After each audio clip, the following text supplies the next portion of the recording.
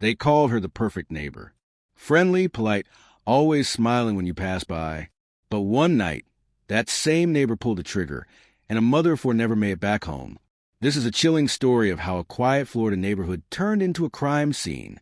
A story that asks one haunting question: how well do we really know the people next door? It all started in the peaceful community of Ocala, Florida. The streets were quiet, lined with trimmed lawns and mailboxes wrapped in American flags.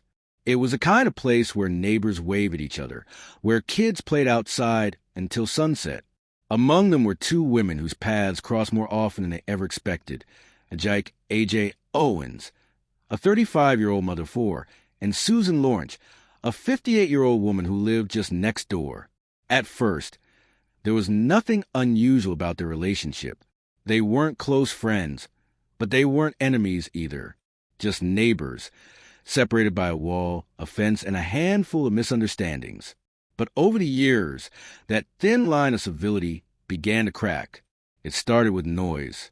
AJ's kids often played outside, laughing, shouting, tossing balls back and forth. To Susan, it was constant disruption. Neighbors said she complained often, yelling from her porch for the children to stay away from her yard. At first, people brushed it off as harmless frustration. But then came the insults. The yelling got louder, the words harsher. Some even said she used racial slurs, telling the children to get off her property in ways that made everyone uncomfortable. Still, AJ tried to keep peace. She was raising four kids on her own. She didn't have time for neighborhood drama. But when you're a mother, you defend your children. And that instinct would eventually cost her life. On the evening of June 2nd, 2023, it was just another typical Florida night. The kids were outside playing when one of them accidentally dropped an iPad near Susan's property. They ran over to grab it, but before they could, Susan came outside. According to witnesses, she picked up the iPad and threw it back at the children, hitting one of them. Terrified, they ran back to tell their mom what happened. AJ didn't hesitate.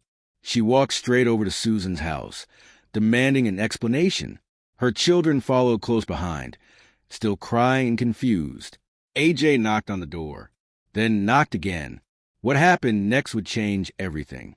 From behind that closed door, Susan fired a single shot through the wood. The bullet struck AJ in the chest. She fell right there, outside the same home she'd walked past for years. Her children screamed for help as neighbors rushed out, calling 911. But it was too late. A.J. Owens was pronounced dead at the hospital that night. When the news broke, shock rippled through the entire community. How could this happen? How could one neighbor shoot another through a closed door and claim it was fear? The police arrived, but they didn't immediately arrest Susan. Florida's stand your ground law allows someone to use deadly force if they believe they're in imminent danger. At first, officers said they needed to determine whether that law applied. That decision to delay an arrest set off outrage across the country. Protesters filled the streets of Ocala demanding justice for A.J. Owens. Social media exploded with hashtags like #JusticeForAjike Owens and #ThePerfectNeighbor. People from across the nation shared her story. A hard-working mom, loved by her friends, killed over what seemed like a simple neighborhood dispute.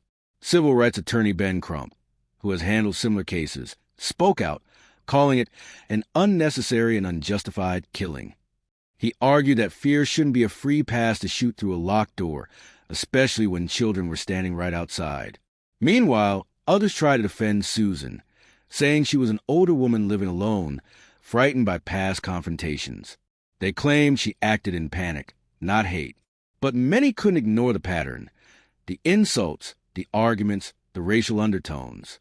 Eventually, after days of public pressure, police arrested Susan Lawrence and charged her with manslaughter, with a firearm, negligent homicide, and assault. The sheriff later said there was no justification for her actions. A.J. never broke into the home. She never threatened her. She simply knocked on the door, and that's what makes this story so painful. The case reignited nationwide conversations about race, fear, and gun laws in America. How stand-your-ground laws, meant to protect, sometimes end up excusing tragedy. How communities that look safe on the outside can still harbor deep tension beneath the surface. And at the heart of it all, a mother who just wanted to defend her children. At her funeral, AJ's loved ones describe her as full of light, someone who loved fiercely and lived for her kids. Her children are now being raised by their grandmother, who's vowed that their mother's name will never be forgotten. For many, the story of The Perfect Neighbor isn't just about crime. It's about choices. How moments of fear can destroy lives.